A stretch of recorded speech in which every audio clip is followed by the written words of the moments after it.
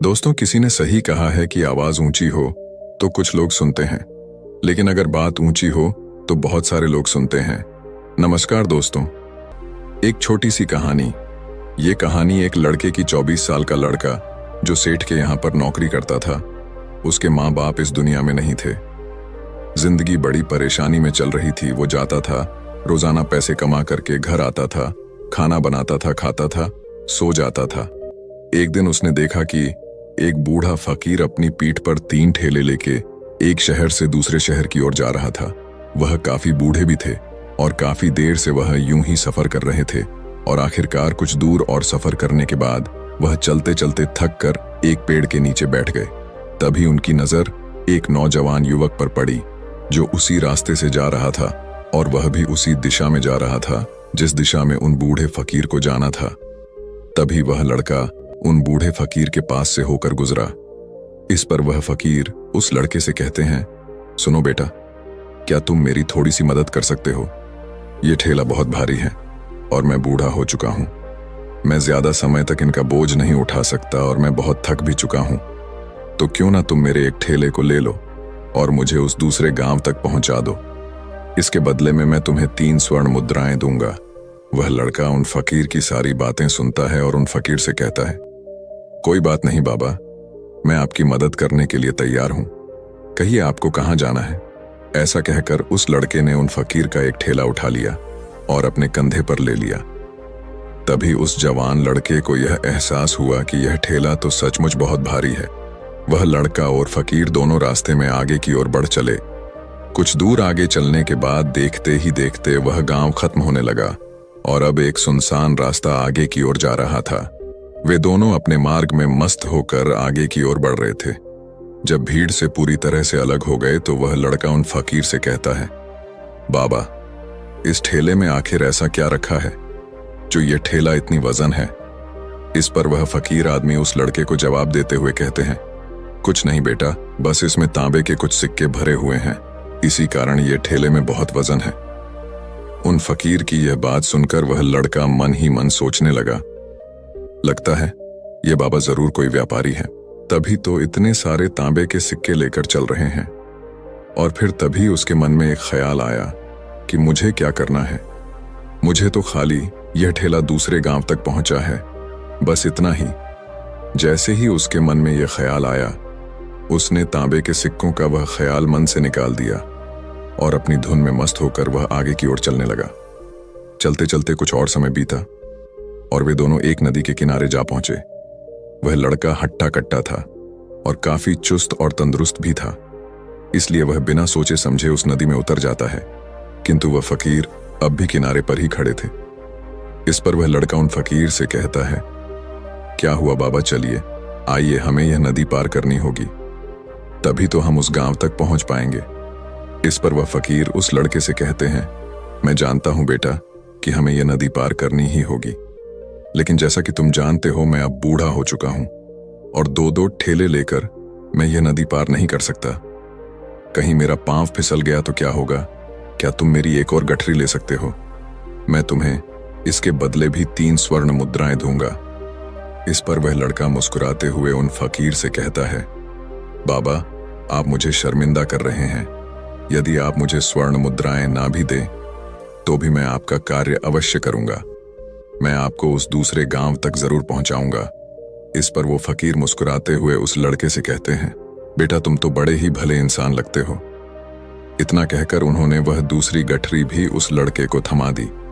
उस लड़के ने जब वह दूसरी गठरी अपने कंधे पर रखी तो वह गठरी भी उसे बहुत ज्यादा भारी लगी, लेकिन उसने वहां पर कुछ नहीं कहा। जैसे तैसे उन दोनों ने नदी पार की। नदी पार करने के बाद बातों बातों में ही उस लड़के ने उन फकीर से कहा, बाबा, आखिर इस दूसरी गठरी में क्या है? ये गठरी भी बहुत वजन है। इस पर वह फकीर उस लड़के को जवाब देते हुए कहते हैं, बेटा, इसमें चांदी के सिक्के हैं, इसी कारण यह गठरी भी बहुत वजन है। उन फकीर की यह सारी बातें सुनकर अब उस लड़के का दिमाग तेजी से काम करने लगा था। वह यह सोच रहा था कि एक ठेले में तांबे के सिक्के हैं और दूसरी में चांदी के। ऐसा प्रतीत होता है मानो यह फकीर बाबा कहीं दूर से आ रहे हैं और उन्होंने अपनी सारी जमीन जायदाद बेचकर ये सारे सिक्के इकट्ठे किए हैं। तभी तो वह इतना धन लेकर चल रहे हैं, लेकिन वह लड़का उन फकीर से कुछ नहीं कहता और वे दोनों चुपचाप मार्ग में आगे की ओर बढ़ते चले जाते हैं। कुछ दूर आगे बढ़ने के बाद एक बार फिर एक सुनसान राह आती है। उस सुनसान रास्ते को देखते ही उस लड़के के मन में तरह तरह के विचार उत्पन्न होने लगे। वह यह सोचने लगा, अरे यह तो सुनसान जगह है, अगर मैं यह सिक्के लेकर यहां से भाग जाऊं तो यह फकीर मुझे कब तक दौड़ाएंगे। मुझे नहीं लगता कि मुझे कभी पकड़ पाएंगे और यहां पर कोई है भी नहीं जो इनकी मदद कर पाए। और वैसे भी ये बहुत सारे सिक्के हैं, मैं इनसे एक अच्छी दुकान खरीद सकता हूं, अपना नया व्यापार शुरू कर सकता हूं। और वैसे भी ये बूढ़ा फकीर अब इन पैसों का क्या करेगा, इससे अच्छा तो मैं ही इन्हें रख लेता हूं। वह लड़का यह सब बारे में सोच ही रहा था, तभी अचानक उसे खुद पर आश्चर्य हुआ। अरे मैं यह क्या सोच रहा हूं, यह फकीर बाबा न जाने कहां से आ रहे हैं और क्या खूच करके इन्होंने इतने सारे पैसे इकट्ठा किए होंगे। मुझे इनका फायदा नहीं उठाना चाहिए। नहीं नहीं, मुझे ऐसा नहीं करना चाहिए। उसने कुछ देर के लिए तो अपने मन के विचारों को काबू कर लिया, लेकिन कुछ देर बाद उसके मन के विचार उस पर देखते ही देखते हावी होने लगे। वह लड़का 2 ठेले लेकर उन फकीर के पीछे पीछे चल रहा था और कुछ दूर आगे चलने के बाद एक पहाड़ी आई। इस पर वह फकीर बाबा उस लड़के से कहते हैं, बेटा यह पहाड़ी मैं नहीं चढ़ पाऊंगा, मैं काफी बूढ़ा हो चुका हूं और मेरे घुटनों में भी दर्द रहता है। यदि तुम मेरी तीसरी गठरी भी ले लो तो मैं तुम्हें 3 और स्वर्ण मुद्राएं दूंगा, लेकिन याद रखना इसे कहीं गिराना मत, कहीं ये गठरियां खुल ना जाए। इस पर वह लड़का उन फकीर से कहता है, क्यों बाबा, आखिर इसमें ऐसा क्या है। इस पर वह फकीर उस लड़के से कहते हैं, बेटा इसमें स्वर्ण मुद्राएं हैं। यह सुनकर वह लड़का मन ही मन बहुत प्रसन्न हुआ। उसने चुपचाप वह गठरी भी उन फकीर से ले ली और देखते ही देखते वे दोनों मार्ग में आगे की ओर बढ़ने लगे। अब वह फकीर बिना कोई वजन लिए हुए आराम से पहाड़ की चढ़ाई पर चढ़ रहे थे, किंतु वह नौजवान लड़का जो पीछे था वह वजन के कारण बहुत धीरे धीरे चल पा रहा था। लेकिन जब से उसने सोने का नाम सुना था उसका मन तो छलांग मार रहा था। वह मन ही मन सोच रहा था, अगर मुझे यह सारा धन मिल जाए तो मेरा पूरा जीवन तो आराम से कट जाएगा। वैसे भी यह बाबा तो बूढ़े हो चुके हैं, भला इन्हें इतने पैसों की क्या जरूरत है, इनका जीवन तो वैसे भी कट चुका है। मैं एक काम करता हूं, यह सारे पैसे लेकर यहां से भाग जाता हूं। लड़के के मन में अनगिनत विचार उठ रहे थे। लड़के का मन अब उसकी बुद्धि पर पूरी तरह से हावी हो चुका था और उस लड़के का मन अपनी बात को सही साबित करने के लिए उससे कुछ भी कह रहा था। और तभी उस लड़के के मन में एक और विचार उत्पन्न हुआ और अब की बार वह लड़का यह सोच रहा था, लगता है यह फकीर बाबा कोई चोर है, वरना इनके पास इतनी सारे स्वर्ण मुद्राएं कहां से आएंगे।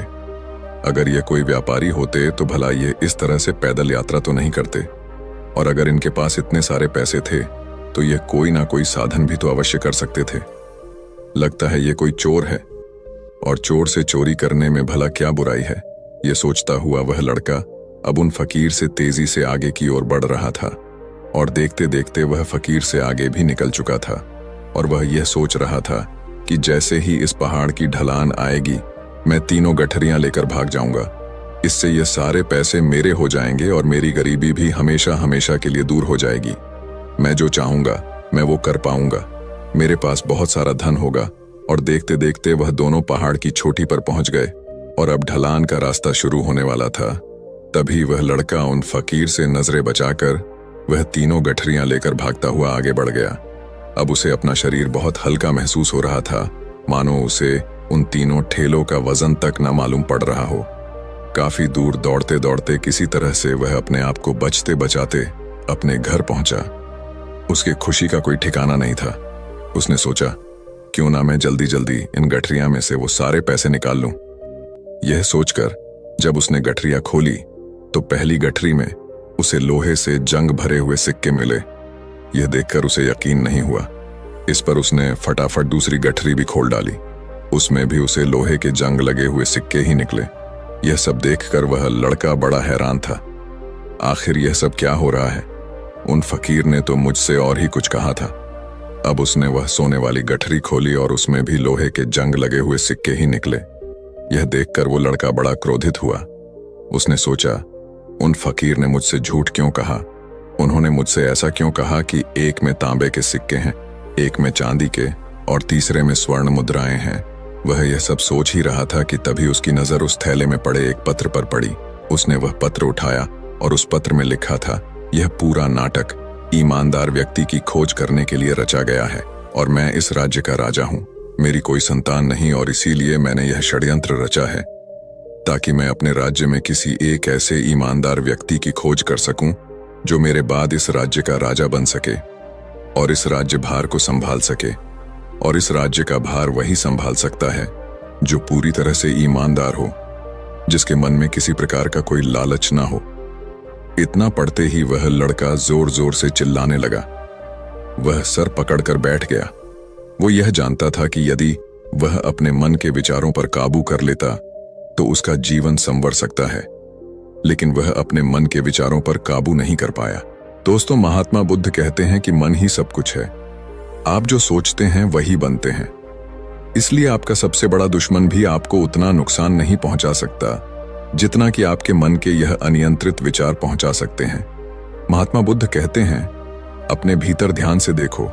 हमारे भीतर जो विचार चल रहे हैं वही विचार शब्द बनते हैं और शब्द कर्म के रूप में प्रकट होते हैं। बार बार दोहराने पर कर्म बर्ताव में बदलता है और धीरे धीरे समय के साथ बर्ताव चरित्र में परिवर्तित हो जाता है और यही चरित्र हमारे भाग्य का निर्माण भी करता है। इसलिए हमें हमेशा अपने विचारों के प्रति सजग होना बहुत आवश्यक है। हमें जागरूक होना बहुत आवश्यक है। हमें यह जानना जरूरी है कि हमारे मन में किस प्रकार के विचार आ रहे हैं। आगे महात्मा बुद्ध कहते हैं कि कमजोरी हमेशा छोटे विचार से शुरू होती है। यह एक बीज के रूप में होती है और यदि इस बीज को नष्ट न किया जाए तो यह छोटा सा विचार बहुत जल्द ही एक विशाल वृक्ष का रूप ले लेता है और हमारी बुद्धि की सोचने और समझने की क्षमता को पूरी तरह से नष्ट कर देता है। जिस प्रकार आपने इस कहानी में देखा किस प्रकार उस जवान लड़के का मन उस पर हावी हो चुका था और उसकी सही और गलत सोचने की क्षमता पूरी तरह से नष्ट हो चुकी थी, जिस कारण वह यह समझ नहीं पाया कि उसे क्या करना चाहिए और उसके लालच ने उसके भीतर इतनी ऊर्जा भर दी कि वह तीनों ठेले उठाकर इतनी तेजी से वहां से भागता आगे भी बढ़ गया। इसीलिए जब आपके मन में पहली बार कोई गलत विचार उत्पन्न हो तभी उसे जड़ से उखाड़ देना चाहिए, अन्यथा वह विशाल वृक्ष का रूप लेगा और आपको किसी न किसी गलत राह पर वह ढकेल ही देगा। आप चाहकर भी उसे रोक नहीं पाएंगे। लेकिन अब आपके मन में यह प्रश्न उठ रहा होगा कि हम भला अपने मन के विचारों को कैसे नियंत्रित करें। हमारा मन तो इतना चंचल है, वह इतना शक्तिशाली है कि वह हम पर हावी हो ही जाता है। हम चाहकर भी उस पर नियंत्रण नहीं कर पाते। इसका जवाब में महात्मा बुद्ध हमें दो बातें समझाते हैं। पहली बात, सही इरादा विकसित करो। कई बार आपने देखा होगा कि आपके मन में कुछ और होता है किंतु आप कहते कुछ और है, क्योंकि आपके मन के भीतर जो कुछ बसा है वही आपके मुख से बाहर भी निकल रहा है। लेकिन जब हमसे वह गलती हो जाती है तो उसके बाद हमारा मस्तिष्क अच्छी तरह से काम करना शुरू कर देता है। हमारे सोचने और समझने की क्षमता एक बार फिर से जागृत हो जाती है और ऐसी अवस्था में हमें यह एहसास होता है कि हमसे गलती हो गई है और फिर हमारा मन दुखी हो जाता है। हमारा मन अफसोस से भर जाता है और इस भारीपन और दुख से बचने के लिए महात्मा बुद्ध हमें सही इरादा विकसित करने के लिए कहते हैं। इसके लिए जब भी आप कोई कार्य करने जा रहे हो तो सबसे पहले आपको यह खुद से पूछना चाहिए कि जो कुछ भी मैं करने जा रहा हूं इसके पीछे मेरा इरादा क्या है। क्या मैं दूसरों को दुख पहुंचाना चाहता हूं या दूसरों को नीचा दिखाने जा रहा हूं या मुझे खुद को ऊपर उठाना है। खुद से सवाल कीजिए, खुद को जागृत कीजिए। जब आप इरादों के प्रति सचेत होने लगेंगे, जब आप विचारों के प्रति सजग होने लगेंगे, तभी आपके भीतर सकारात्मक ऊर्जा का प्रवाह होगा। तभी आप सकारात्मक इरादों से जुड़ने लगेंगे और आपके मन के भीतर बसी हुई वह नकारात्मक ऊर्जा और नकारात्मक इरादे दिन ब दिन कम होने लगेंगे। परंतु याद रहे, आपको यह हर रोज करना होगा और आपको यह हमेशा ध्यान रखना होगा कि आपको केवल अच्छा सोचना है। आपके इरादे हमेशा अच्छे होने चाहिए, तभी आप दुख और तकलीफों से बच सकते हैं। अन्यथा आप इसी तरह से दुख और तकलीफों में घिरे ही रहेंगे और आप कभी इससे निकल नहीं पाएंगे। दूसरी बात, मन के प्रति सजगता विकसित करो, जिससे आपका मन देखते देखते शांत होगा और आपके मन के भीतर बसी हुई वह नकारात्मक ऊर्जा, नकारात्मक विचार खत्म होने लगेंगे और आप शांति की ओर आगे बढ़ेंगे।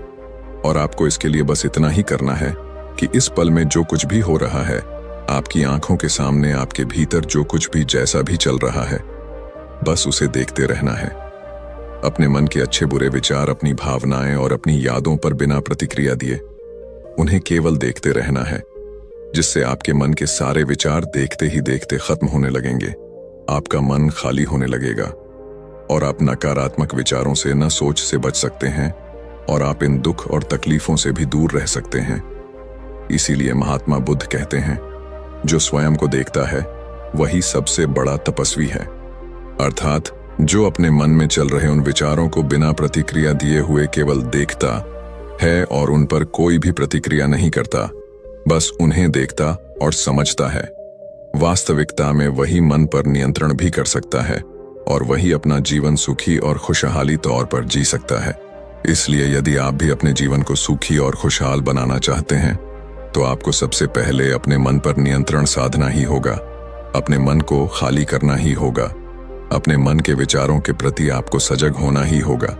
दोस्तों, उम्मीद है कि आपने आज की इस वीडियो से जरूर कुछ ना कुछ सीखा होगा।